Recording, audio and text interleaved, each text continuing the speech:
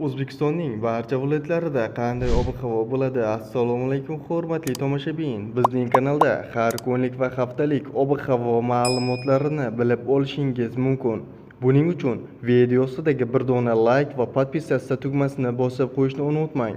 Like bosgan insonni Allohim doimo qo'llasin.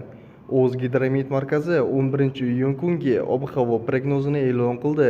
Unga ko'ra, havo biroz o'zgarib turadi. Ba'zi joylarda qisqa muddatli yomg'ir yog'ishi momaqaldiroq bo'lishi mumkin. Shamol sharqdan 5-10 metr sekund tezlikda esadi.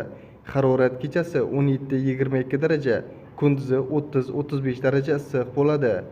Respublikamizning tog'oldi va tog'li hududlarida havo o'zgarib turadi. Ba'zi joylarda yomg'ir yog'adi. Momaqaldiroq bo'lishi mumkin. Sel, suv, toshqin hodisalari yuzaga kelishi mumkin.